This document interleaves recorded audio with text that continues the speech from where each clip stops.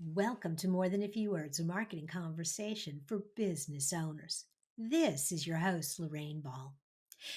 With COVID, everybody started creating virtual events. And after a while, we all got a little burned out. But as lots of people are moving back into real events, in person events, there is still a place for virtual events in your marketing. And that's what we're going to talk about today. And to have that conversation, I've invited Michael Tucker to join me. Michael has found a way to shorten the time span to build income and influence using virtual events. He's generated more than $30 million in profit for his clients, and he's ready to share his secret formula for running successful virtual events with us today. Michael, welcome to the show. Again, welcome. Thanks for having me. So excited. We had a conversation recently offline, and that got me so excited for this because you're just an amazing person and you're so full of knowledge. So I'm excited to dive in. Well, and we're going to flip the script now because I want to pick your brain about virtual events. So let's start with, why do you like virtual events? Why do you encourage your clients to go down that route? Yeah, I love virtual events because there's no, like, I say no, but for me personally, I haven't found a vehicle that expedites the amount of trust and credibility you can build with someone like virtual events, right?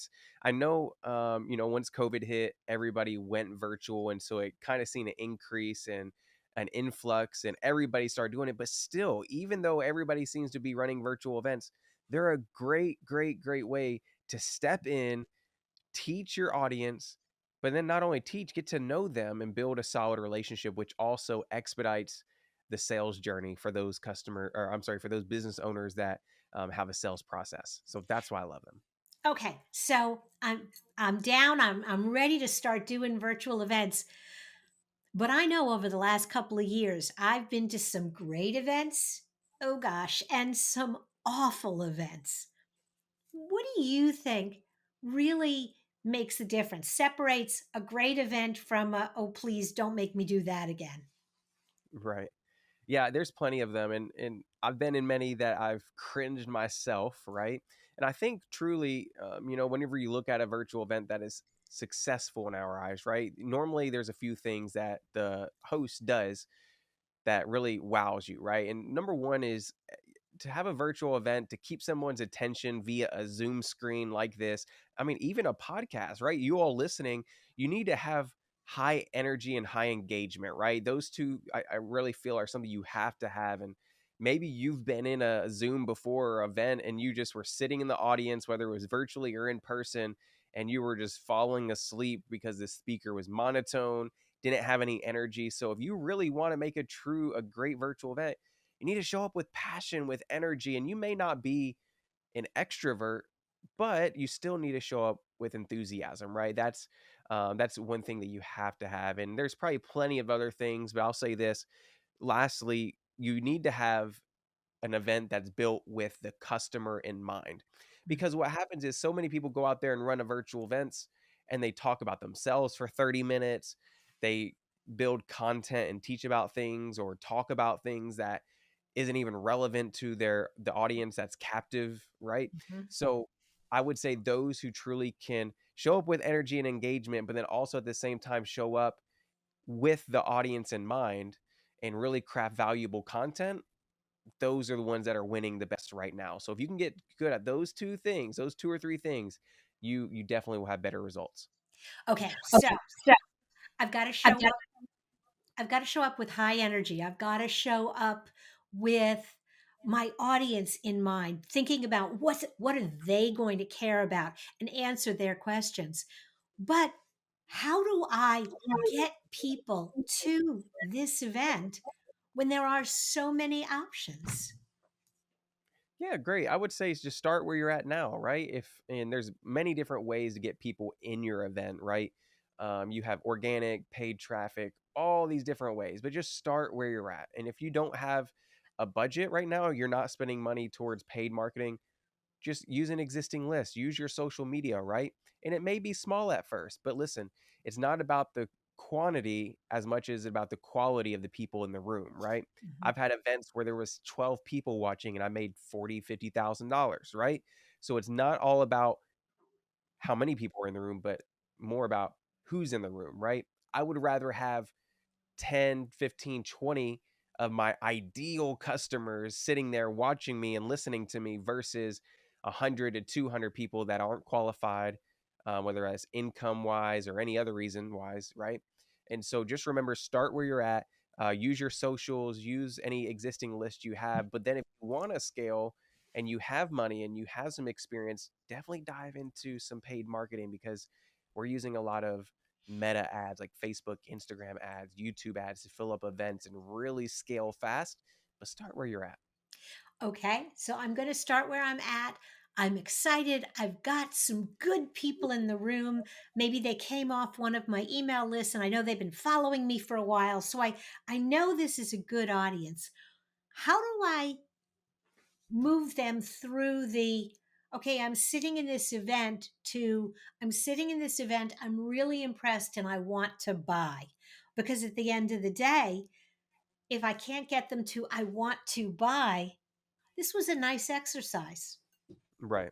Yeah, I mean every event should have one goal and one, you know, I guess you would say end goal in mind, right? You need to have something. And so don't ever go into an event without knowing what that is. And ultimately everybody's going to be a little bit different, right? Mhm, Lorraine, your objective for your community and what you want them to take action on is going to be different than my community. mhm, And so first thing you need to do is whenever you're crafting your virtual event is you really need to know what they desire, what their goals are, what their needs are, and then mhm, craft that offer around that, right? And we're going really fast here, just, you know, we could spend an hour or two on this topic in general, but you need to ask yourself, what is their end goal?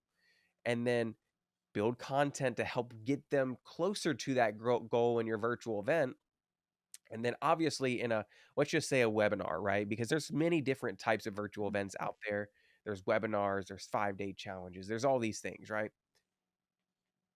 The content that you lay out in that event is only going to be able to get them so far, mhm, right? It's only going to be able to take them so far in their journey. And that's where your offer and your service comes, comes in place. But I'll say this as we're talking about, how do we get them to say yes and want to move forward is the content that you're building and you're speaking about in your virtual event.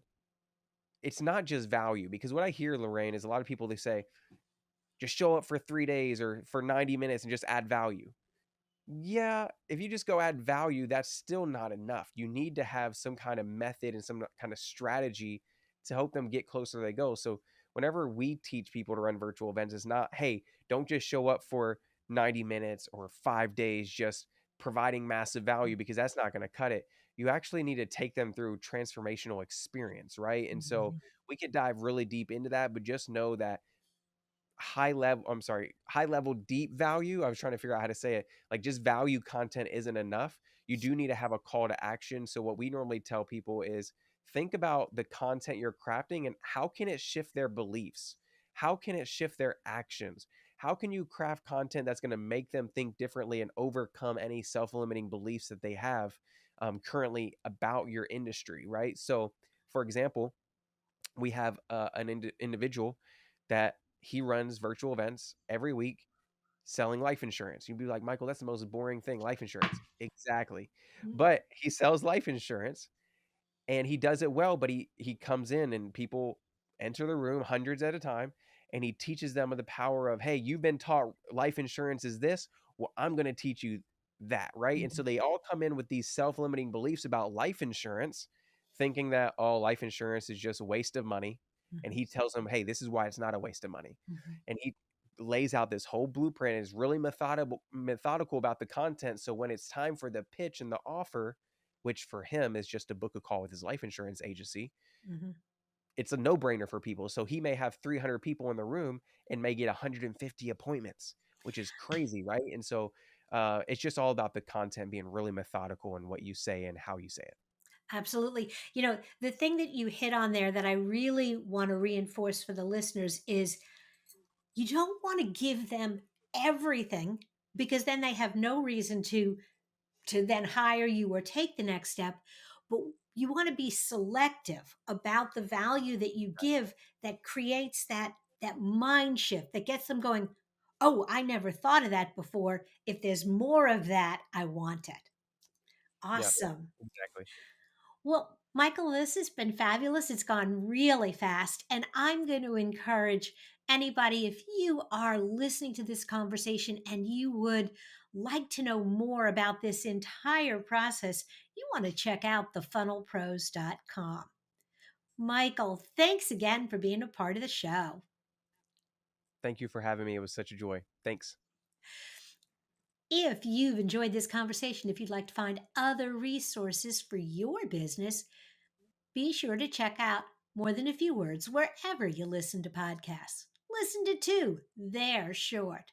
This has been another episode of More Than a Few Words. Thanks for listening.